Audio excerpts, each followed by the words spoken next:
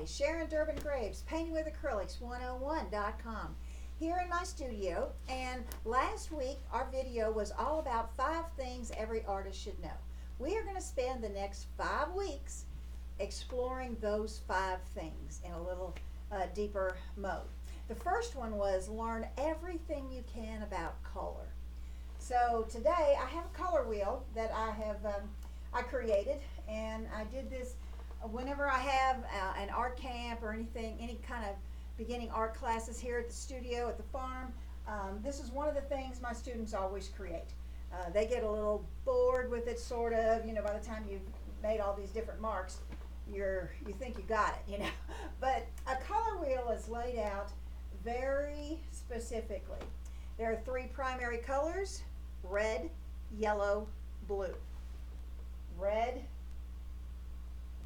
Red, yellow, blue.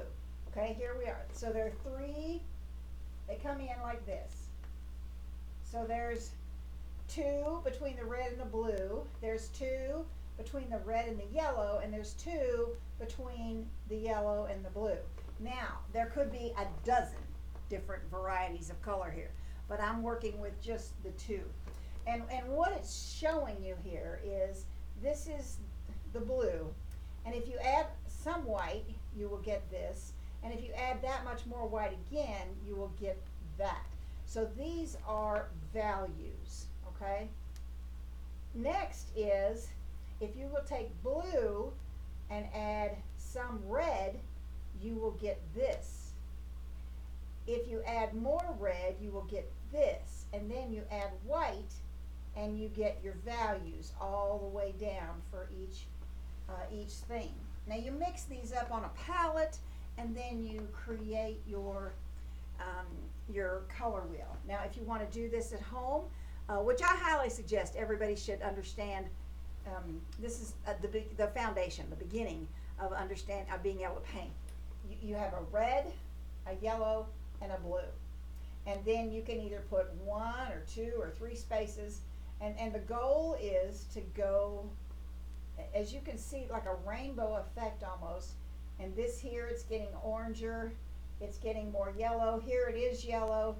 Here we've added some blue to the yellow, so this way we're going.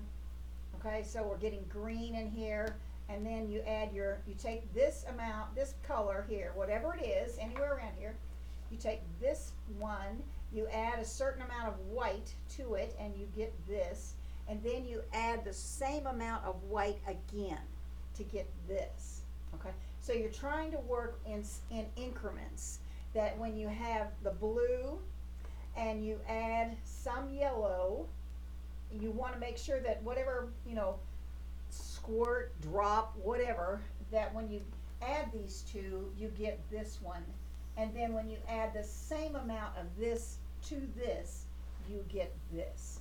Okay, these are all different variations of one of the colors in trying to show the values. Okay, I can't possibly teach you everything about color, but this is where you start, and then it's up to you to find out more, learn more, practice more, play with the paint more, to do this yourself and understand how it works. Okay, this is creating form. You can see I started out with a rectangle, it could be a square, and through the use of color, as I came across here, I get darker, and that gives this a more rounded effect. In the cone, this was a triangle, and as it goes across, I added that rounded line. As it goes across, it starts out lighter here, gets darker, and then the shadow, because it's light on this side, the shadow has to be over here. If the light's coming from here, the shadow has to come here.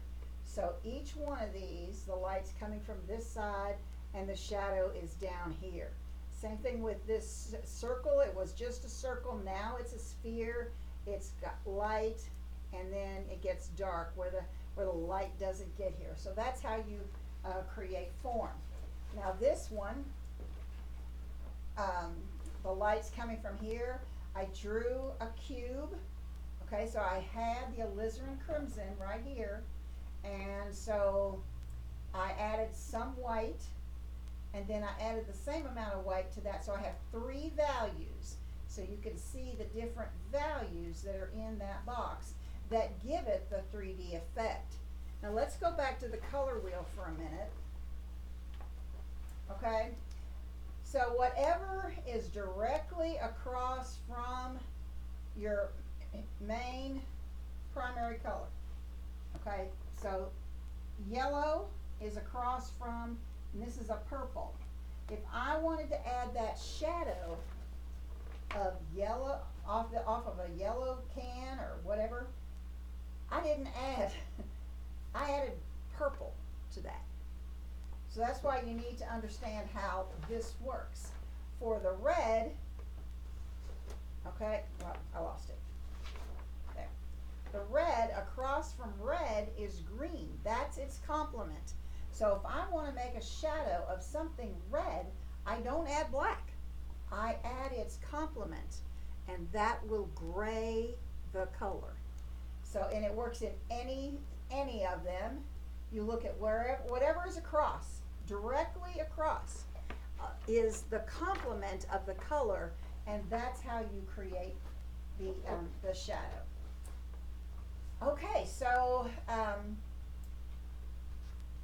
I think that we're gonna. Oh, I did want to show you this. There are warm and cool. I don't usually use this. Is a brand new box. I've never used these, but you can see warm is up here, starting light to dark going across, and cools are down here. Now there are cool reds.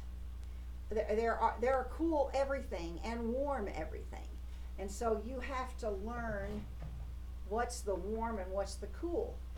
One way to show distance, things in the distance are lighter and cooler, and as they come forward, like in a landscape, the mountains in the out there in the distance, they are like light lavender, then a deeper purple, then maybe we're starting to get into some brown or blue in that third range as it comes closer to you.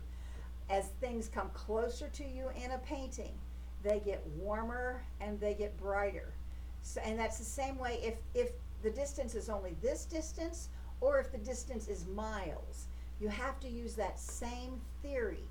The farther away it is, regardless of how far, the farther away it is, it needs to be cooler and lighter, and then as it comes forward, like in the petals of a flower, they need to get brighter and warmer. So there's some pretty good beginning color information for you, and I hope that you're going to go and use this, understand how it works for you.